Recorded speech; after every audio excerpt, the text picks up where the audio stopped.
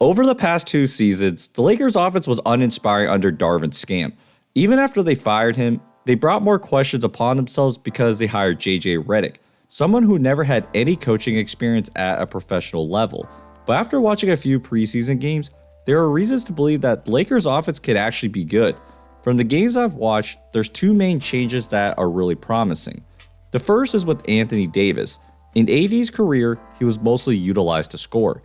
A lot of his offense came from facing up and making a play. But so far this season, they are using him much more as a playmaker. Here, Davis is at the elbow and Reeves backpicks D'Lo's defender. Davis throws a beautiful bounce pass for a layup. He's at the elbow again, and with Ryan Dunn pressuring LeBron, Gabe Vincent backscreens LeBron hard and he finishes at the rim. These backpicks have been a staple in the new Lakers offense so far, specifically having a guard screen. The reason it's pretty simple. It forces a guard defender to make a decision, switch onto the cutter or stay with their man. By the time they make a decision, it's too late and you get a layup. If the cut doesn't work, then you can flow into a dribble handoff. This concept is a Denver Nuggets staple. In Game 2 of the 2023 Western Conference Finals, they absolutely obliterated the Lakers with this action. Jamal Murray will set a backstreet for Gordon, which then forces a switch, and Murray will then get a dribble handoff right into a three-point shot. What I like about this action is that it really puts the Lakers' two best players in important decision-making spots, and they can mix and match. Having LeBron be the cutter is never a bad idea, especially when a guard sets the screen, because you're creating a mismatch or allowing an easy layup. If you have him as the pick setter, having him get the dribble handoff is never a bad idea either. But what I think is even more promising is their pick and roll scheme. You can run all the plays you want, but at the end of the day, you have LeBron James. So, pick and rolls are the key to everything. And what I really like is that they swing the ball to the other side and then flow into a pick and roll. So Connect swings the ball to Reeves, and then LeBron comes up to set the screen, and he gets downhill for the layup.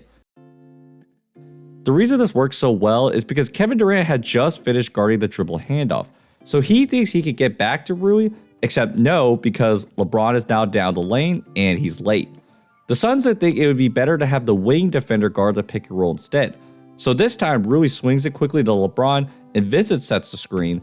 Beal doesn't help all the way because he still has to get back to Rui and Vincent lays it in. The other way they get into this is to have the ball handler swing it and then screen themselves.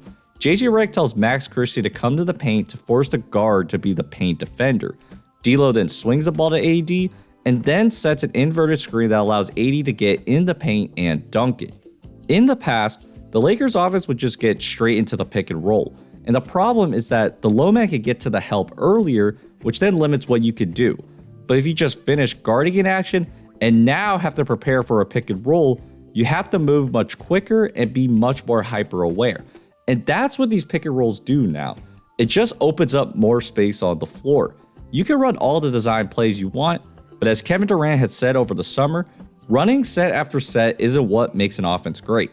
It's your ability to play off what the defense is doing and then make the right decisions. Even when the Lakers aren't running a design play, the offense is flowing from one action to the next. When offense has structure like that, then movement feels a lot more purposeful. Cuts to the rim put pressure on the defense, pick and rolls open up more space, and now the offense becomes much more dynamic. It is only preseason, so it really remains to be seen how this new offense really translates to an entire 48-minute game. And I don't think the expectations for this team is any higher than last year, but for the first time in a while, we'll see a Lakers squad that is playing much more functional basketball, and I'm excited to see how that looks with the season approaching soon.